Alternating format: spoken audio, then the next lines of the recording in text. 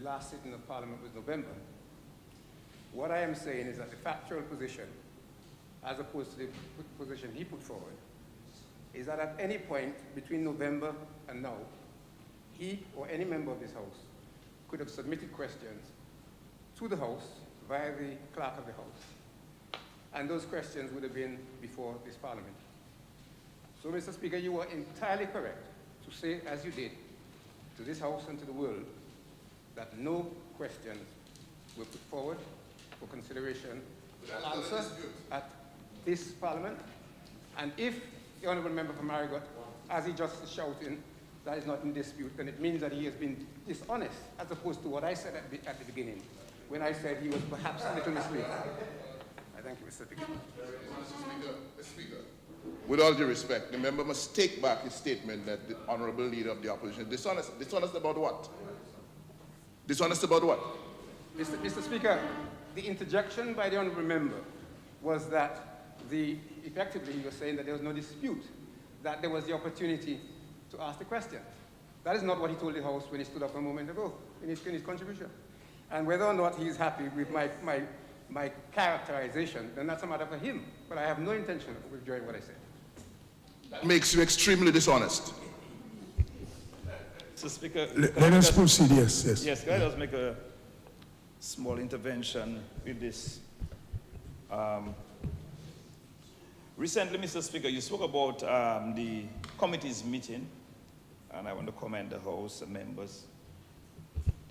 But the Privileges Committee met some time ago, and we had a very discussion. I brought it up, and you were there, Mr. Speaker, and I made it very clear that we had 14 days before, and we could ask questions, and they would tell us if we have maybe a day and a half or the afternoon to send in our questions. So we'd be able to send in real-time questions. Mr. Speaker, we can make sending questions 3-4 months, I don't know when it's Parliament, and sometimes the questions become irrelevant. What we are asking, the opportunity that we are asking, 7 of us, Mr. Speaker, asking that to give us time, the 7 days, the 14 days rule, where we can get a few hours to ask real-time questions. That is what we're asking in the interest of the House and the country, that we can ask questions on behalf of our people. But when we ask questions 3-4 months, the last time we met was in November. You ask a question in December, we can answer for it. So you want us to ask questions in December, January, February, March. And we have some real-time questions that we can ask. That happened last week, 2 weeks ago. Come on. That is what we asked. That is what the Member of Parliament is asking for Margaret. And we raised that concern with you, Mr. Speaker. I was very disappointed when you spoke and you didn't make mention of that. Yeah, member, you did not raise that question with me. You at a Privileges Committee meeting, and we cannot discuss the details of the meeting there, because it's not like, hold on, just make the point. We have not placed a report that we can discuss. You made a point, and that's why I said, when we meet at the different committees, we'll make recommendations. The rules in regards to questions are very, very clear. If we think that we need to improve, and we think it's a continuous process of improvement, then we'll make those recommendations, for example, to the Standing Orders Committee. We'll bring the recommendations to the House, the entire House, and the entire House will determine whether or not the House agrees or disagrees. But we gave a report. The report was factual in regards to whether we received questions or not. So let's just move on. I allowed everyone to at least make an intervention, so we'll proceed. Yes, Honourable Prime Minister. I label the point, but yes. I think the records need to be clear that every sitting of this House has been convened and conducted within the rules, respecting the rules. That's important. Yes. That's one. Secondly, if there are people who believe that they need more time, I agree with you, Mr. Speaker, that we could look at this at the Privileges Committee or the Standing Orders Committee and so forth. But we don't want to ask you, but every opposition party since before independence, and especially post our independence, have conducted the House within the rules. And they've always presented questions. I know you have presented questions. It's not a situation where you have never presented questions. If on this occasion, that opportunity we had in the 14 days that No, but it doesn't have 14, no. Anyway, I don't think, I don't think you want to be educated on this thing. Yes, that's why I was saying, Honorable Prime Minister, let's proceed. We have followed the rules to the T. If we need to improve, we'll improve at the relevant committees. So let us proceed. Let's proceed.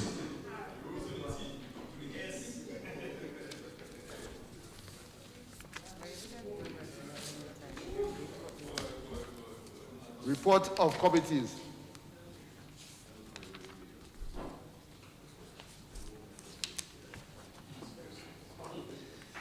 Mr. Speaker, I beg to lay on the table the report of the Standing Orders Committee on the appropriate date from which the payment of salaries for elected representatives and senators should be calculated.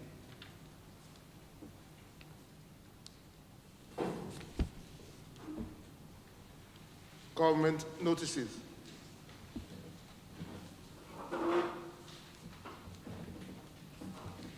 Mr. Speaker, I beg to give notice that at the later stage of the proceedings, I will be taking all stages of the bill shortly entitled Virtual Asset Business Act 2022, standing in the name of the Honorable Prime Minister and Minister of Finance, Investment, Telecommunications, and Broadcasting on the order paper.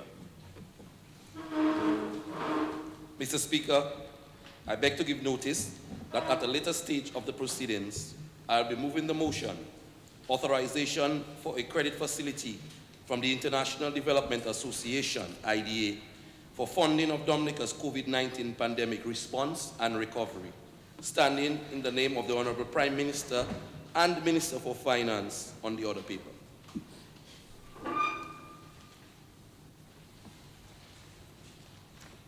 Mr. Speaker, I beg to give notice that at the later stage of the proceedings, I'll be moving the motion authorization for the International Development Association for financing of a disaster risk management development policy with a catastrophic deferred option, standing in the name of the Honorable Prime Minister, Minister for Finance, Investment, Telecommunication, and Broadcasting on the other paper.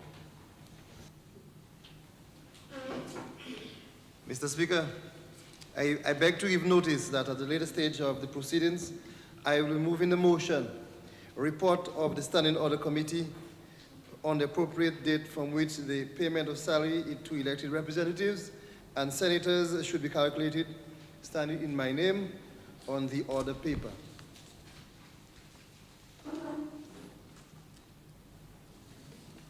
Statement by ministers. Thank you, Mr. Speaker. Mr. Speaker, as you are aware, on April 1, 2022, the government of Dominica regained controlling interest in the Dominica Electricity Company Limited, DOMLEC. While on March 30, 2022, through national media, I told the nation of government's intention to acquire then DOMLEC majority shareholder, Emera Incorporated, shares in the company, and subsequently confirmed the acquisition. I believe that this pivotal, strategic, and historic accomplishment by this Dominican Labour Party-led government for the people of Dominica should be recorded in the Hansard of this Honorable House. Mr. Speaker, let me make this clear. The United Workers' Party was mistaken and short-sighted when it sold government's 72% share ownership in DOMLEC on such generous terms. DOMLEC was at the time a profitable company serving the interests of the people of Dominica. That's right. And Mr. Speaker, I will add that members of the United Workers' Party who are now sitting parliamentarians have also come to realize it was a bad decision, though they will not state so publicly. On March 31, 2022, the government of Dominica purchased all of the shares of Dominica Power Holdings Limited a company registered in St. Lucia. This is the company which was owned by Emera up to March 31, 2022, and owns the 407,394 shares, ordinary shares, or 51.9% of Domlec's shares. Mr. Speaker, government previously informed Emera of its interest in acquiring its shares. The company was, however, hesitant to divest its shares in Domlec, given that Domlec has been, year after year, generating profits, but for the setbacks caused by Hurricane Maria. However, this time around, with government's plans and significant progress towards transitioning to renewable energy, and the fact that very soon, with the commissioning of the geothermal power plant in Loda, Domlec will have to purchase the electricity generated by the government of Dominica Geothermal Development Company, DGDC. Emera agreed to negotiate divesting its shares to the government. Mr. Speaker, Emera proposed to sell the shares at a market price listed for Domlec shares on the Eastern Caribbean Stock Exchange, which is EC $3.50 per share. At that price, Mr. Speaker, government would have had to pay a total of EC $18.9 million for these shares. However, we are happy to report to the House and the people of Dominica that following months of intense and cordial negotiations, that government purchased the shares at a total of US $5 million, or EC $13.5 million, which is $5.4 million, or 28.6% less than the listed value. Mr. Speaker, I hope you have noted the current listed price of a Domlec share, that is $3.50. And you have noted also that government only bought back 51.9% of the shares, which means if the Unayokos Party had not sold the 72% of the shares that government owned for $21 million, these shares would have been worth at least $26.3 million today. And then, Mr. Speaker, add to that the dividend that Domlec has paid to its shareholders since the sale of the UWP by the UWP in 1997.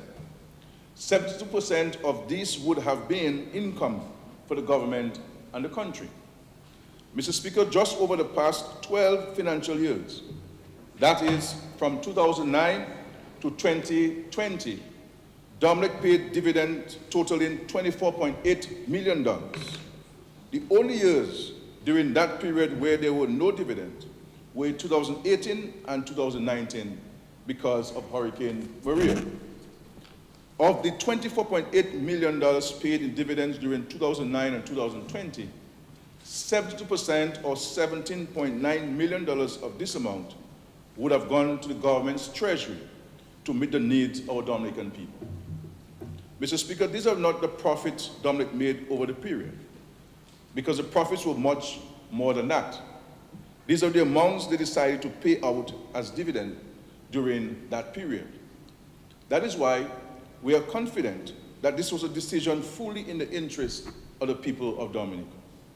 We, as a people, continue to experience the negative impact of fossil fuel-generated electricity.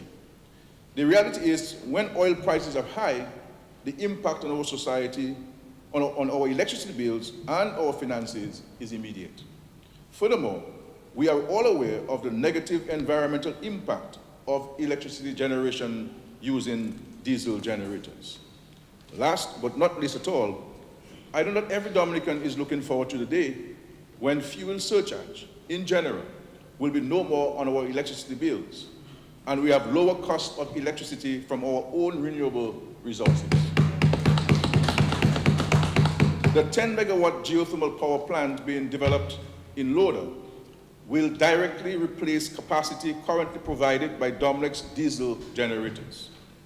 Dominic will purchase electricity from the geothermal plant and distribute this electricity to consumers. Dominic will enter into a power purchase agreement with the geothermal company to purchase all the geothermal power produced.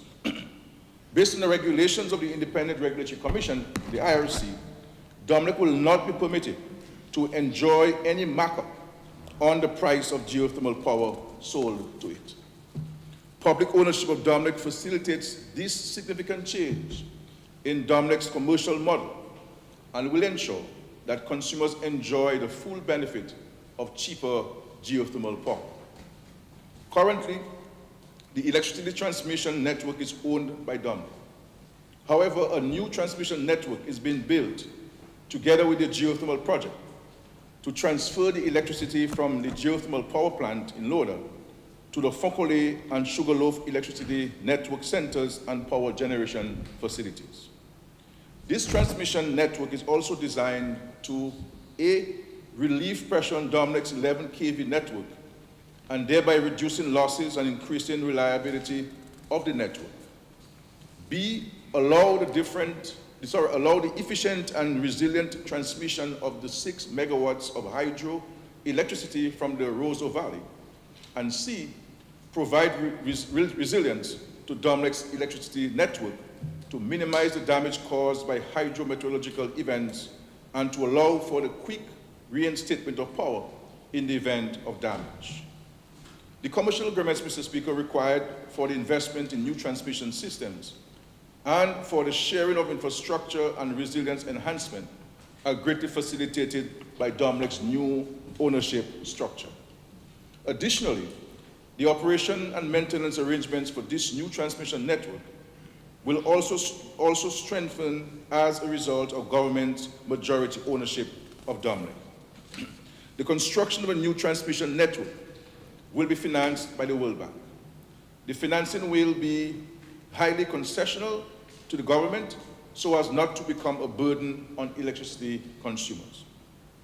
At the time of negotiations, the majority shares in Dominic were privately owned. This created a major challenge for the government because of the concerns raised by the bank and the consequent restrictions for the ownership, operation, and maintenance of the transmission asset. These restrictions no longer apply in how we arrange for this new network to be operated and maintained, as government now owns majority shares in Dominic. Mr. Speaker, based on the feedback that I have received, the people of Dominica have been comforted by the news that ownership of Dominic has returned to the people of Dominica. Many have expressed privately and publicly that they are not confident that one day, in the not too distant future, they will begin paying low rates for electricity in Dominica. We are experiencing trying times. The Russian-Ukraine war is having severe impact on the cost of petroleum and petroleum products worldwide, resulting in a corresponding increase in the cost of electricity. This government is doing everything within its control to reduce the impact on families and businesses. We have urged the IRC, the Independent Regulatory Commission, to accelerate its review on the electricity tariffs, while the government continues to push on to build and commission the geothermal plant. We are confident, Mr. Speaker, that with a reduction in the tariffs by the IRC, we can experience a reduction in the electricity rates in the meantime. And so we are urging the IRC to complete their assessment and evaluation and to make clear recommendations on a reduction in tariff. And we're very confident that we will see a reduction in tariffs, Mr. Speaker, and a corresponding reduction in our electricity bills in Dominica in the interim. And so we pray, Mr. Speaker, that good sense will prevail and there'll be an end to the Russia-Ukraine war. Mr. Speaker, this is one of the reasons why there is currently an increase in electricity in Dominica, because of the Russia-Ukraine war. And added to this, Mr. Speaker, is our inability to get petroleum products from Venezuela under the Petrocarib Agreement because of sanctions imposed on Venezuela by the United States of America. And so, Mr. Speaker, as I end, I urge every Dominican to continue to play his or her part in the building of his very beautiful nation.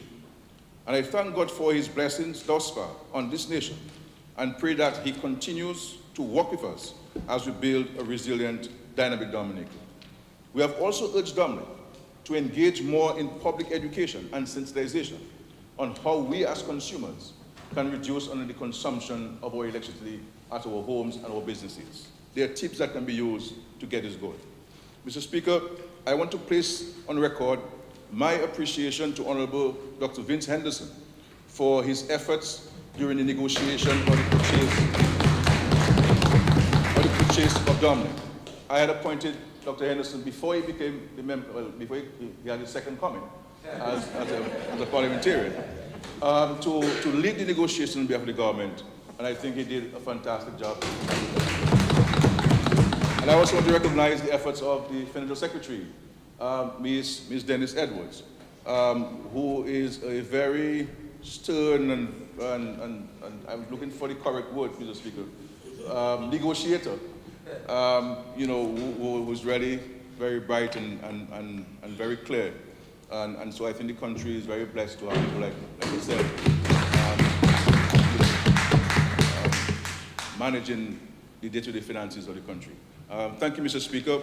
And also say to people that the ownership of Dominic certainly places us in a better position to manage and to maintain the process and to also seek to address the concerns that we all have with regards to electricity consumption. Just in respect to the government, Mr. Speaker, I have seen for this financial year about 2 supplementary appropriations for electricity. And so it's not only a concern for all consumers, but even government, because the government is the largest consumer of electricity in Dominica. And any increase is an impact on the government. This is why the Ministry of the Environment and the Ministry of Energy and the Ministry of Public Works, responsible for Dominic operations, we are pushing to have within the government system, replace all bulbs through renewable energy bulbs. And so this is where everybody has to play their part, ensuring that we can, where possible, reduce on consumption of electricity. But we empathize with the public on the cost of electricity. But we're targeting, as I said, for the long-term geothermal project and also the reinstatement of the hydro power plant in the Rosa Valley. Because once you have renewable energy, then the fuel surcharge, and all of us who watch our electricity bill, the fuel surcharge is almost as high as our consumption. And so once we can get rid of this, we will see an automatic, permanent reduction in our electricity bills. But what we're doing now in the interim, and I've directed on this one regards to the tariffs, that we need to review the tariffs, and it looks like there'll be a possible reduction in the tariffs, and certainly to see how we can work the fuel surcharge, whether there can be some different formula used so that we can see a reduction in the cost of the fuel surcharge. And these are directions I've given, and I'm hoping that in the next few days or so we can get some work on this. On the tariff, a little easier. On the fuel surcharge, it will take a little longer to come up with this, with a new mathematics or formula for arriving at the fuel surcharge. But the fuel surcharge certainly will go away once we introduce geothermal, and of course the power plant is in full steam, Mr. Speaker. I thank you.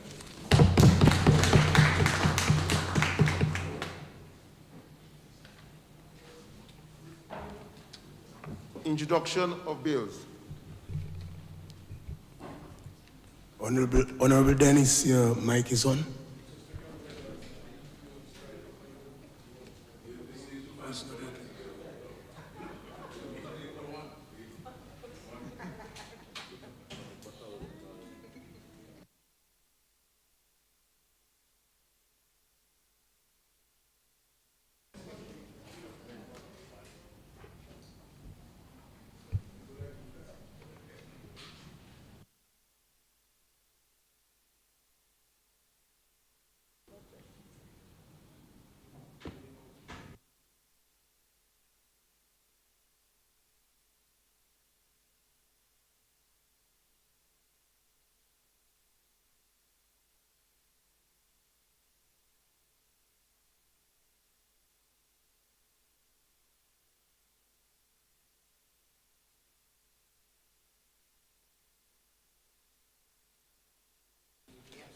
Mr. Speaker, I move that the bill shortly entitled Virtual Asset Business Act 2022 be read a first time.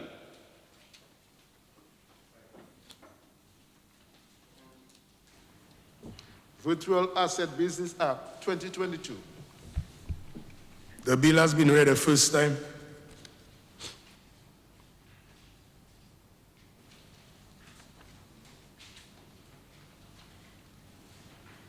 Public business, government business, motion.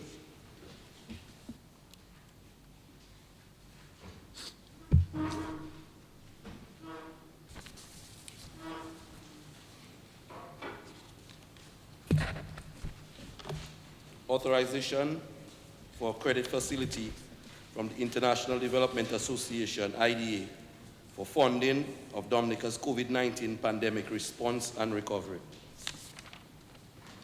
Whereas, by virtue of Section 3.1 of the Loans Act, Chapter 6405, as amended, the House of Assembly may, by resolution duly passed, authorize the minister responsible for finance to borrow money from approved sources or guarantee loans to statutory boards or public corporations for the purpose of financing general development purposes in any foreign currency or currencies. And whereas, since February 2020, government has had to put the necessary infrastructure, human resource, and systems in place to mitigate against the spread of the COVID-19 disease. And whereas, the prolonged COVID-19 pandemic has negatively impacted economic activity in Dominica, resulting in lower than expected revenues, while government has had to increase expenditure to adequately provide for the health response to the pandemic and sustain livelihoods and the economy.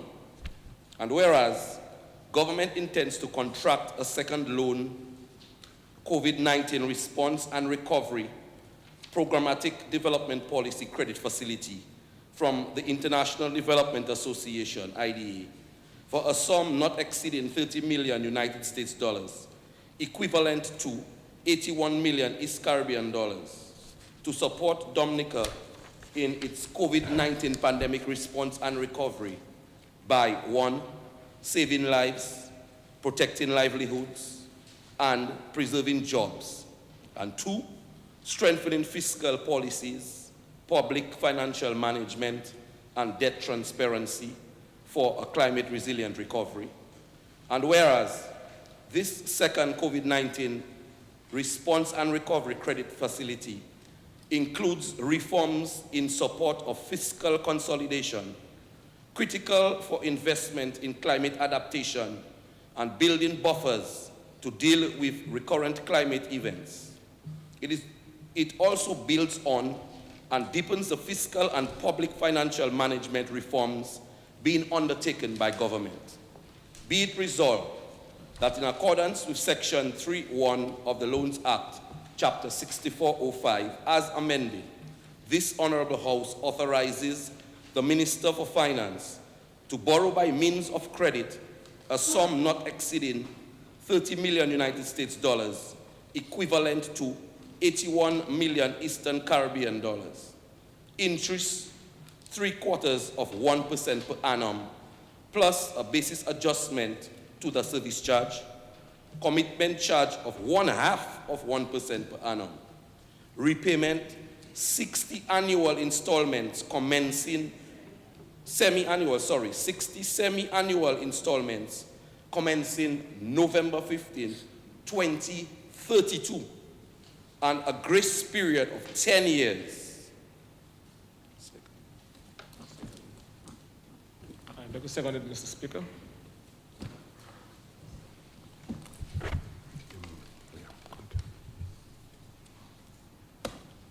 Mr. Speaker, I rise to seek authorization for the Honorable Minister for Finance to borrow from the International Development Association a sum of 30 million United States dollars, equivalent to 81 million East Caribbean dollars, on the following terms: interest 0.75% per annum, plus a basis adjustment to the service charge, commitment charge of half of 1% per annum, repayment 60 semi-annual installments commencing November 15, 2032, a grace period of 10 years. Mr. Speaker, this request is being made in accordance with Section 3.1 of the Loans Act, Chapter 6405 of the 2017 revised laws of the Commonwealth of Dominica, which authorizes the Minister with responsibility for finance to borrow money or guarantee loans from approved sources or guarantee loans to statutory corporations on behalf of the government for the purpose of financing general development or for other purposes by resolution passed in the House of Assembly. The COVID-19 pandemic continues to affect economic activity in Dominica. According to the IMF, Dominica's GDP grew by an estimated 3.7% in 2021, following an 11% decline in 2020. The IMF has projected growth of 6.8% in 2022. Mr. Speaker, during the first 9 months of this fiscal year, that is from July 2021 to March 2022, tax revenues increased by 2.4% over the period July 2020 to March 2021. However, Mr. Speaker, with the slow economic recovery from the pandemic, this increase in tax revenue for the period July 2021 to March 2022 is still 19.5% or 60.5 million EC dollars less than what was collected during the same period in fiscal year 2018-2019.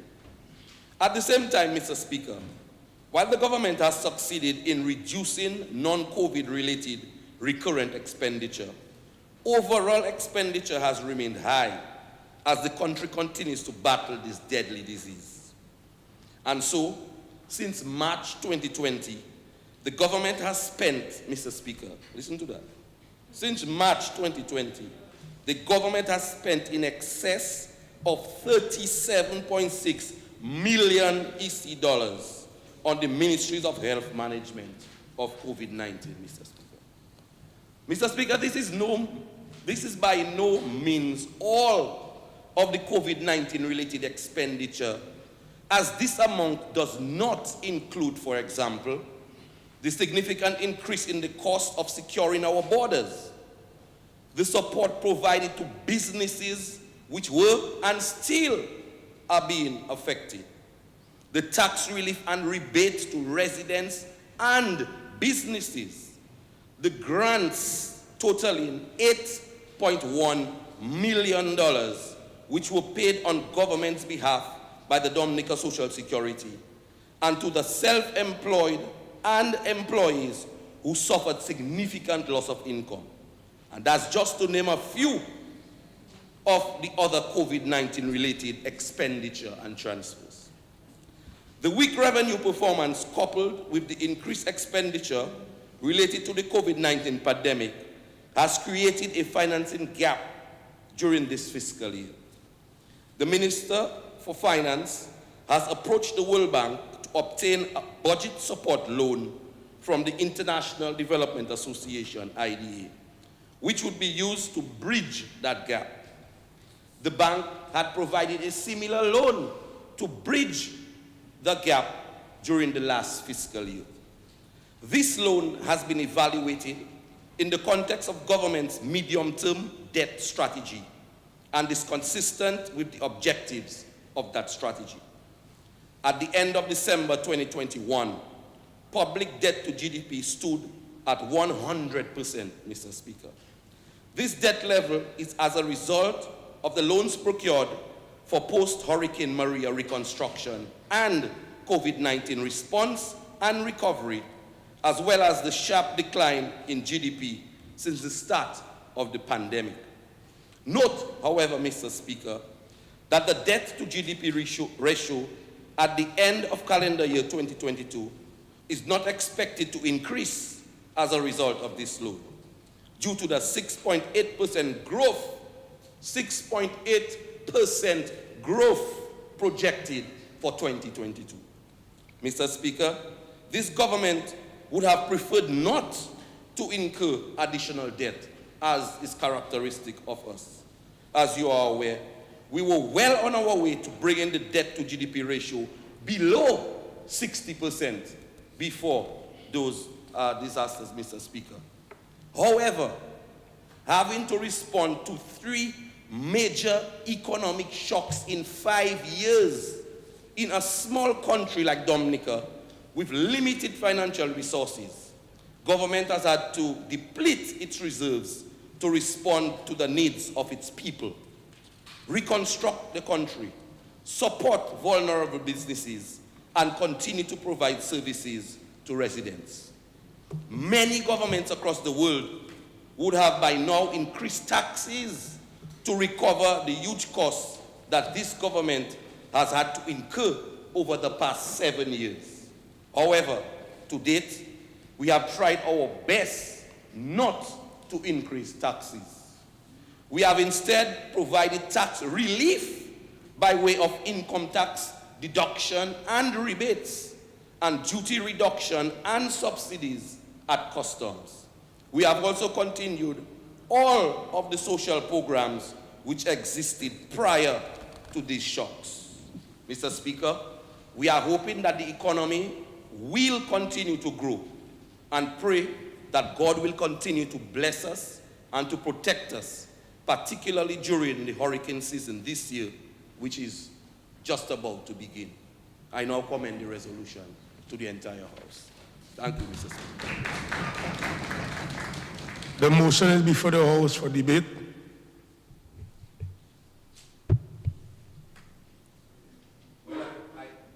Well, I want to thank you, Mr. Speaker, and I want to thank all members of this House because, Mr. Speaker, the facts are clear, Mr. Speaker.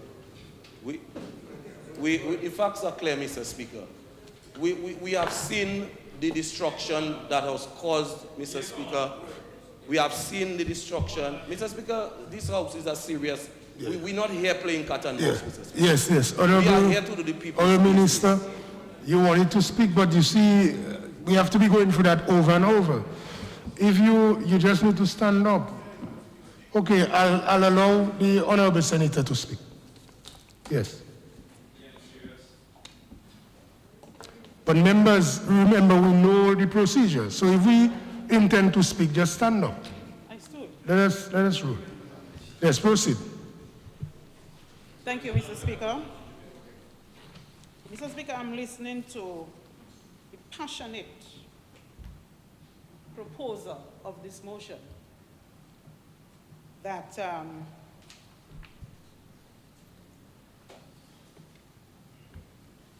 you know what I heard? Just to name a few.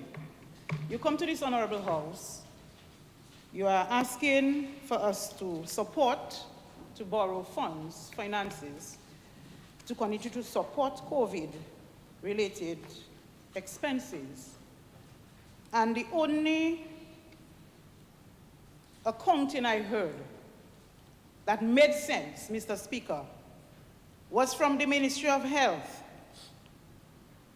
Well, it's not even the correct, in excess of 33 million. Then you have another amount to secure our borders. What is the amount to secure our borders? You have an amount for businesses. What is the amount for businesses? You give tax rebate. What is the quantifiable amount? You give grants of 8.1 million. We heard this one. Self-employed. And just to name a few, what is the overall expenditure? How much have we collected over time for COVID for loans, and monies that were loaned to us, and grants? How much? It is easy accounting, Mr. Speaker. How much you received, how much was spent, what is the remainder? Why can't we get that kind of information? You come to the Honorable House and you tell us, just to name a few what? And I'm expected to stand here and justify the need for another loan. We said when we come to this house, we on this side always say we support anything that would be of benefit to the people of Dominica. But if we have to support something, we have to understand what it is that we are supporting. When you go to AGM meetings, Mr. Speaker, of your board of directors, you cannot expect the members to decide that, hey, the board say we want money and give them money. We have to have justification for that. Every time is a willy-nilly information we get here, nothing concrete. And tell us it is okay, you should continue to support it. Yes, we support anything to benefit this country, but it has to be done with accountability, Mr. Speaker. Where is the report? We have never received any report. We've come day in and day out, agreeing to borrow money, 20 million by here, to be paid in 2022, 2032, 2033. The new generation has to pay that money, Mr. Speaker.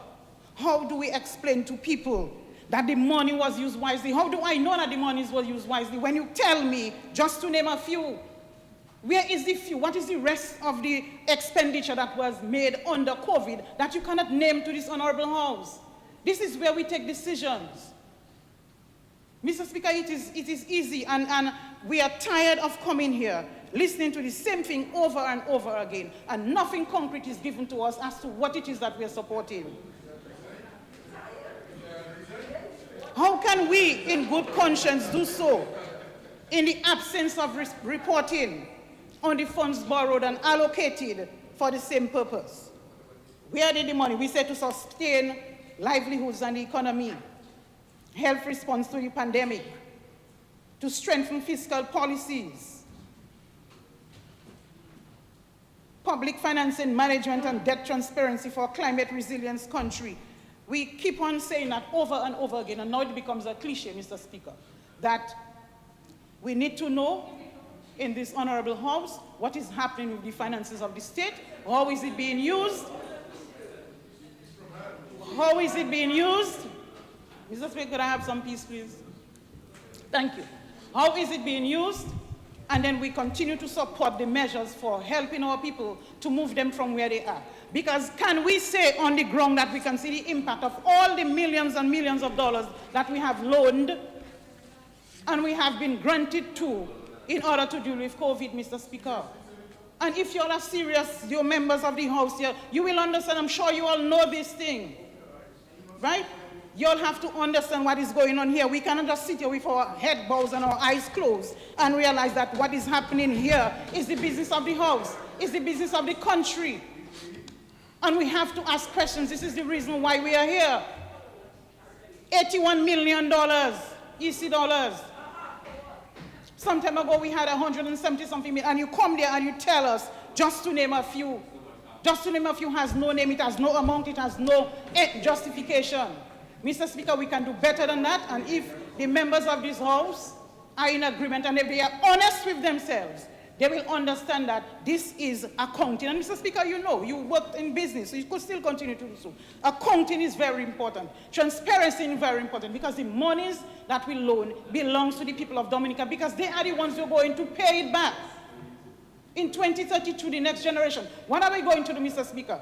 Are they going to ask us for reparation, like we are asking for reparation to the other countries for enslaving us? What is happening to us, Mr. Speaker? And we have a right to come here and question these, I don't want to use shady, Mr. Speaker, but I cannot understand what is happening with, just to name a few. Come here and justify something for me and make sense out of it, and I will, with a clarity, stand up and say, yes, they've done a very good job in the amount of money that they have received for COVID. I'm sure we're going ahead, because it goes to every Dominican, every resident of this country. It does not matter what their political affiliations are, but they benefited from this. Mr. Speaker, I hope that these monies that we are again loaning will create an impact on the lives of our people, and the poverty that we see in the various communities will be on a decrease. Thank you very much, Mr. Speaker.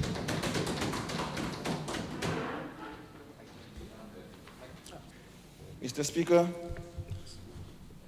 I rise to make my contribution to this debate. Mr. Speaker, we all live in Dominica, and we are quite aware that we were struck with a pandemic effective from 2020 March to be precise. And even, Mr. Speaker, before that we had any case of that pandemic in Dominica, this government started to put things in place to mitigate the impact of this pandemic. Mr. Speaker, you will recall that we went to Portsmouth and we had this place retrofitted, and we actually created a brand new hospital, Mr. Speaker, from scratch, because we realized that we were going to be impacted one way or another by that pandemic. And Mr. Speaker, the first case of that pandemic was in my constituency, the Lapin constituency, and we first had people who actually benefited from the Portsmouth facility were from my constituency. They were all placed there. And that facility was well retrofitted and well put in place with staff, with the facilities was furnished with our medicines. We had staff there, we had doctors there, and we had all our equipment there in case we were hit by this pandemic and we were impacted, as a matter of fact. Mr. Speaker, this country had been impacted before by other disasters. We will recall Tropical Storm Erica in 2015, and in 2017 we will recall Hurricane Maria. And this government had always come to the task, and they had always bring this country back to recovery. And that's exactly what was done in COVID, Mr. Speaker. Mr. Speaker, we had also to put in place facilities for us to have our people quarantined in that part of the country, in Portsmouth, to be precise. We also had to house the staff of the Ministry of Health. We also had to provide food for the people that were being housed there. And all these incurred expenses on the government of Dominica. Mr. Speaker, we know that we cannot deny the fact that the COVID pandemic impacted the entire world, not only Dominica. And whilst the first world countries, the so-called first world countries, were being held hostage by this pandemic, they were being looked like they were helpless to fight it. This Dominican Labour Party government took on the pandemic head-on, and we went up forward and we mitigated it. Mr. Speaker, we are in Dominica, and we are looking around us, and we are seeing the fact that in spite of all what was going on during the COVID-19 pandemic, we continued to work well with other aspects of our economy. It did not impact us adversely in agriculture. We will continue to maintain our roads. Other parts of the hospital continue to be operational. And all this, Mr. Speaker, during a pandemic. So I find it rather strange that someone would come here and even remotely, the honorable member, would come there and even remotely question the fact that we need more, all these things incur expenses. And in the Portsmouth area, Mr. Speaker, food, the government spends $7,168,823.50 to feed the people that were placed there because they could not go hungry. We had to rent property, Mr. Speaker, to have the people. First of all, we had to rent for our staff. The staff had to be housed. And there were some people that were quarantined. We had to rent to quarantine them. And rental of property cost the government of Dominica $5,703,844.43.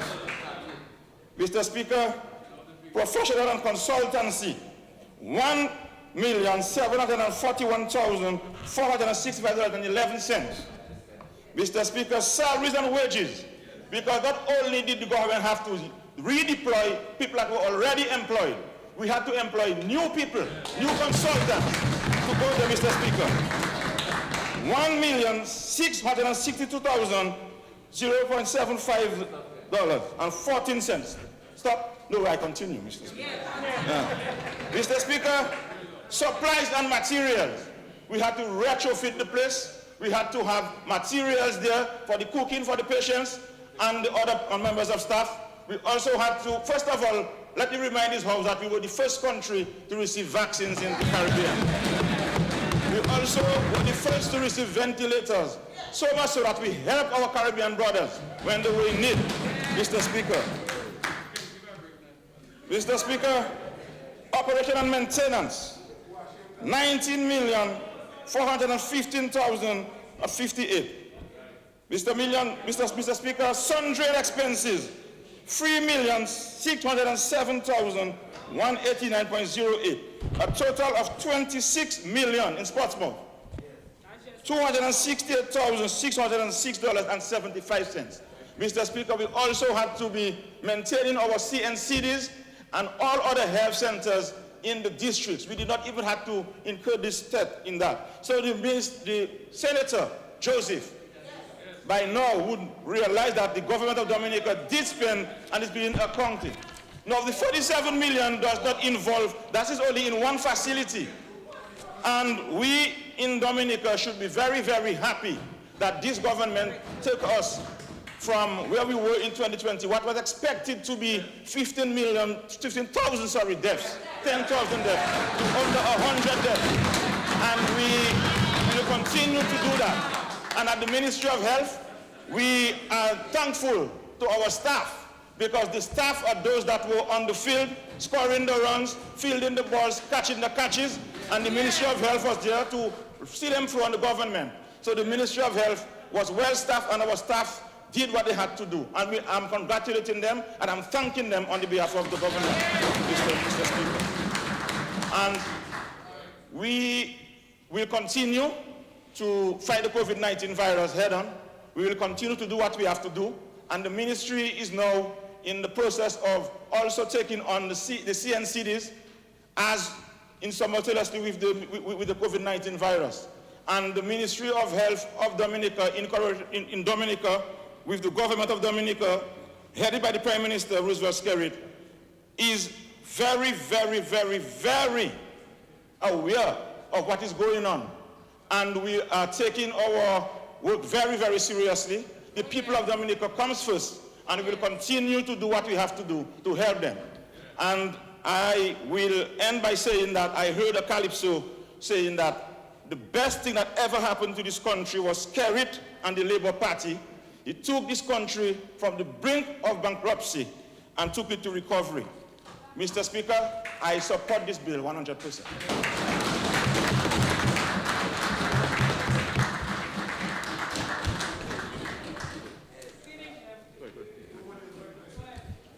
No, well, if, Honorable John, if the Honorable Prime Minister yield to you, you can stand. Mr. Speaker, my intervention is very short, but it goes back to what we were saying, and the senator from La Plaine. Sorry. There is no senator for La Plaine on that side. Sorry, I just mean the... On the government side. As a matter of fact, address him correctly. Member of Parliament for La Plaine. And he's the Honorable Minister of Health acting right now. Right. Oh, he's acting. So please address him properly so the world can know. Yeah. Please. So for the world to know. Yeah. You have to do it properly. Mr. Speaker. Honorable John. I recognize the gentleman. Yes, you do it. I haven't heard. That. And I saw Mr. Edwards, the parliamentary representative for La Plaine, the acting Minister of Health. Welcome, what I said. Okay, thank you. Proceed. Jesus Christ. Mr. Speaker, earlier on, the Senator Joseph raised some concerns when the presenter of the motion spoke. And they were very genuine concerns, Mr. Speaker. Any financial institution you go to, you have to give a credit report, or they ask you questions about your finances. We came here in this parliament sometime last year and drew down our first set of funds for the same COVID-19. We all gave it support. What we are simply asking on this side is to give us a breakdown of what transpired. When we heard all the breakdown that the Senator, the Minister gave, The Honorable Minister. came to $26.2 million. Mr. John, Honorable John, Jeez, boy. the Honorable Minister, or, based on the standing order, the member for La Plaine constituency. That's how we need to say it, so we can show the respect. Please, continue, but say that for me, please, so we at least we're on the same page there, according to the standing order.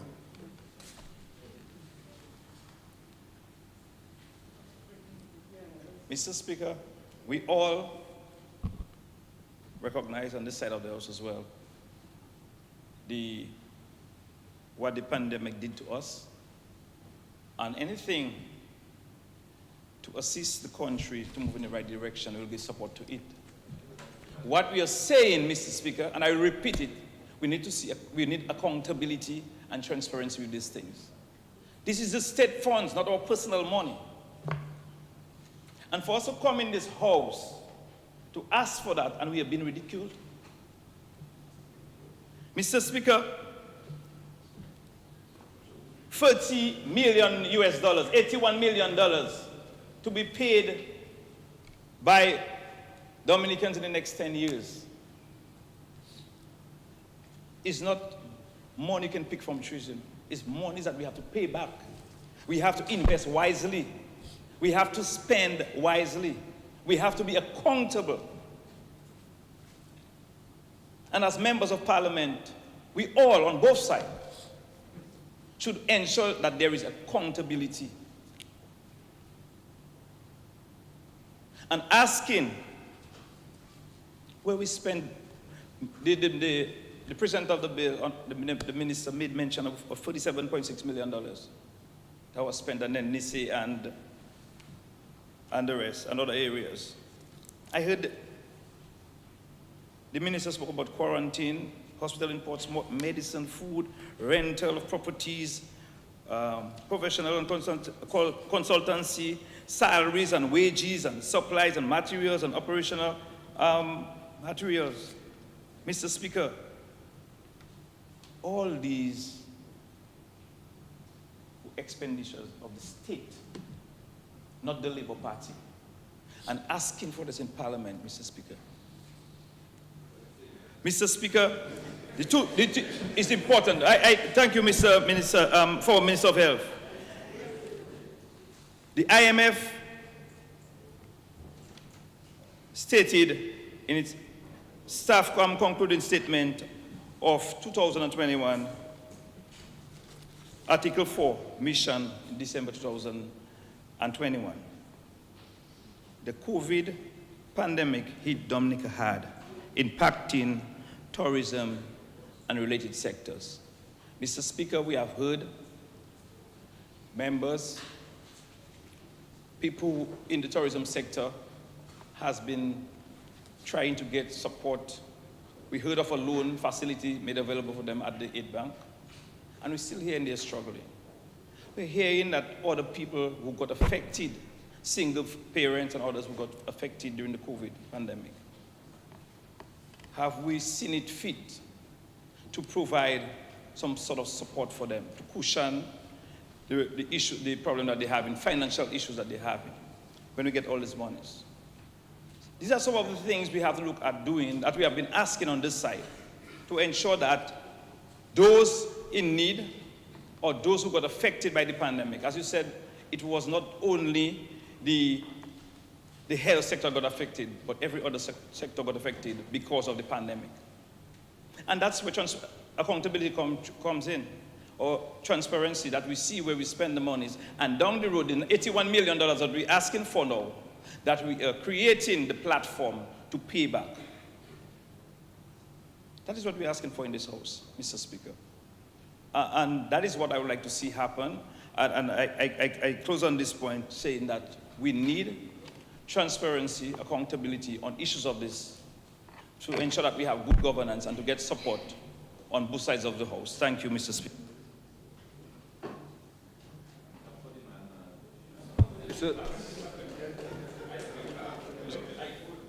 Mr. Speaker, I rise to give my support to the resolution presented by the Minister for Trade, Honorable Ian Douglas, seeking parliamentary approval for a sum of $81 million to support our COVID-19 recovery efforts.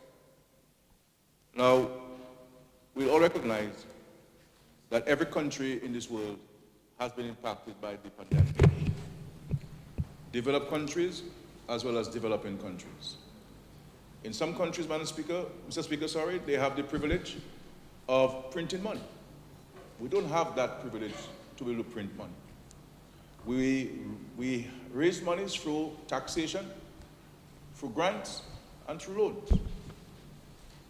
And what we have been able to do as a small country in managing the COVID pandemic is exemplary.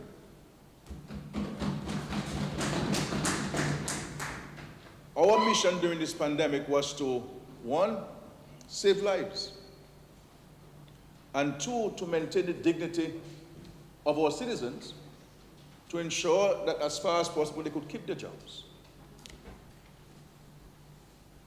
And you recognize, Mr. Speaker, for several months, public officers were not coming to work because of the need for social distancing and to protect them.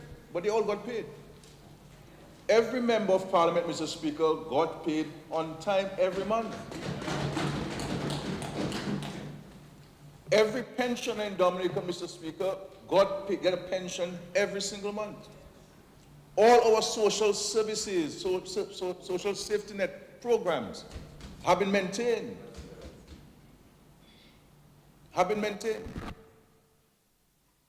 The NEP that has been chastised and criticized by opposition members, we paid everybody on time, Mr. Speaker, during this pandemic period. And what we have been able to do in terms of the management of COVID-19, which my dear friend so well articulated, the Member of Parliament for Lapland, in such a clear voice. And he simply highlighted just aspects of our intervention. Just aspects of our intervention. What Mr. Douglas did, Honorable Douglas did, was to highlight some aspects of it. In the budget estimates, all of the details of expenditure for the financial year will be reported. Revenues, as well as detailed expenditure, will be reported in the budget of this year. And people should know that. And so why should we want to cast aspersions over this and to give people the impression that there's no transparency and no accountability? This government, Mr. Speaker, has been known to be transparent and accountable for people's money. The World Bank doesn't give you money, Mr. Speaker, like that, you know. There are allocations, there are quotas, but you have to justify, you have to present documentation. And we have to end up negotiating with them. Similar to how any one of us here or in the country go to get a loan at a credit union or a bank. They ask for all kinds of things. And when we complete this process, Mr. Speaker, the Attorney General must write to say that the legal processes in accordance with law Dominica have been fulfilled.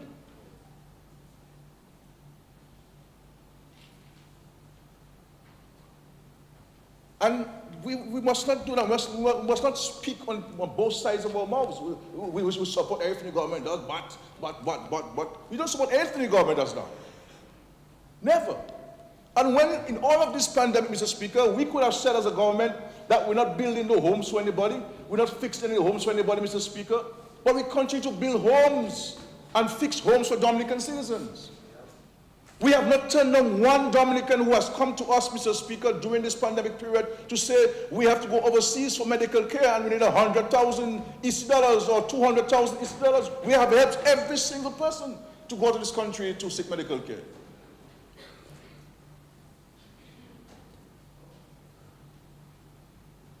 We could have easily said so, and people will understand.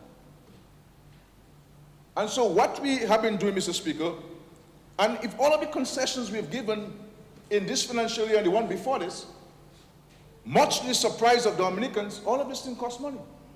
Even the subsidies that we are providing now, we provide a subsidy now on diesel and gasoline. We are absorbing the cost of this. We are putting back monies in people's pockets because if we do not provide the subsidy, we would have to pay as citizens who go to the pumps. We're spending now, Mr. Speaker, in excess of $22 million on farm roads across Dominica, and we are doing assessments of additional ones. We're doing assessments of additional ones. We're building playing fields and basketball courts. Nowhere in the Caribbean, Mr. Speaker, no government spending money on a playing field, because in terms of the scheme of things for many governments, that's a low down on the agenda.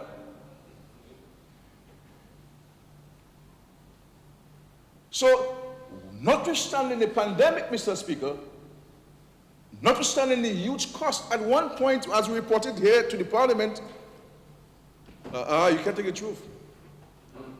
You ask questions and you're going out, and you're still getting paid because, you know, not the government be able to raise money to pay salaries. You see what I'm saying? So you ask questions, you don't want it, you want the truth hitting you, you go outside and pretending somebody calling you. Nobody can call you while in Parliament. You see what I'm saying? You're going out there. And that is the disservice they provide to the country. They're on camera, so they say something, and then that's it. Nothing else. No compassion, no empathy, no concern. Just be negative. And so, at one point, Mr. Speaker was saying that our revenue dropped by 33.3%. Looking at the VAT alone. But expenditure increased. We had among the Caribbean countries, not only Caribbean countries, the Americas, one of the most comprehensive systems in place to manage COVID-19.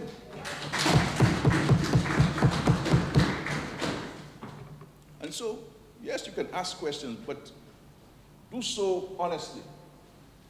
And when you receive the response, recognize that you have been given the response, if you're serious about the question that you've raised. And so, Mr. Speaker, whether it's European Union funds, we have been able to account for it. Whether it's local funds, we can account for it. Whether it's World Bank funds, we can account for it. Anytime. And we have spent this money and will continue to spend money on the people of this country.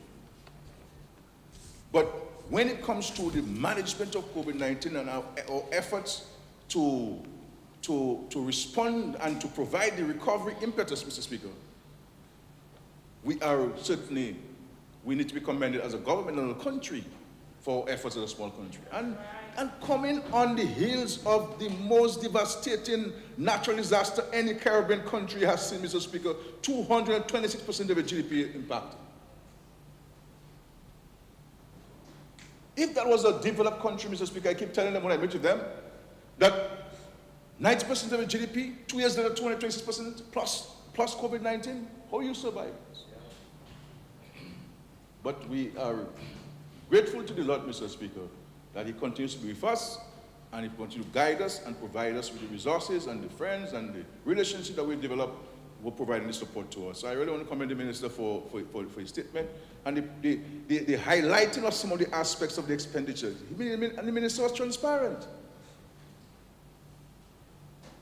He didn't say that's all the expenditure.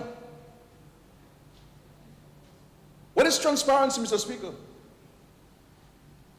He didn't say that's all the expenditure. He said just to highlight a few. Because in the estimates of expenditure and revenues that will come to the Parliament very soon, Mr. Speaker, all of the information will be captured in this document. All. But to say that he is not transparent, when he has said up front, just to name a few, he highlighted some, and he says, just to name a few, meaning that they are others.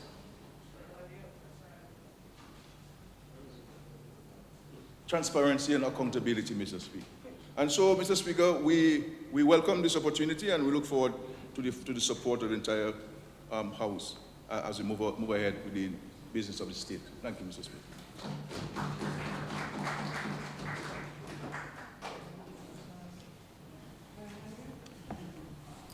Mr. Speaker, thank you.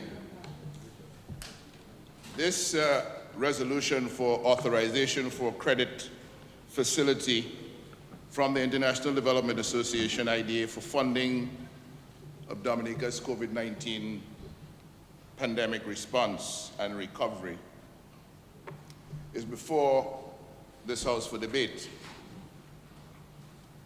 And in debate on this side,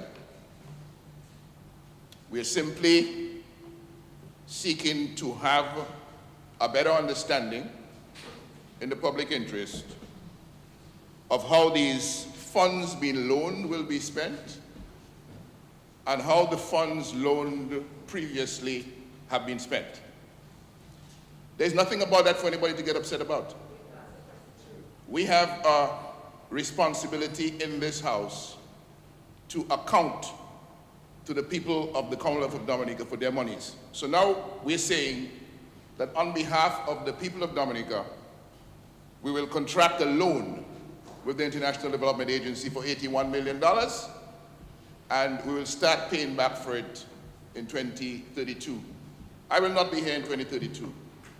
A number of you will still be here, I'm sure. But when that time comes, it will not be your responsibility to pay, it will be the responsibility of the people to pay. It's the people's money that will pay. So the people simply need